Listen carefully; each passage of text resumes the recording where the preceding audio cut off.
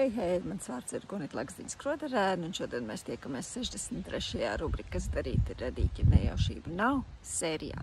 Šoreiz man ir vajadzīgs jūsu padoms vai ieteikumi.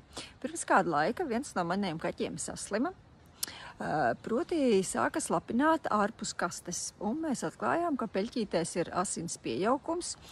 Aizvedām pie vetārsta, uztaisīja rentgenu un konstatēja, ka urīna pūslī ir akmens. Akmens tika izoperēts, un vetārste teica, ka pēc operācijas šim niķim vajadzētu pazust. Taču tā nav noticis, ir pagājušas apmēram 3 nedēļas kopš operācijas, bet arvien gadās peļķītes. Viņi iet gan uz kastī, gan arī laukā iet, bet arī gadās kaut kur istabā, un jo sevišķi forši nav, ka tas notiek dīvānā.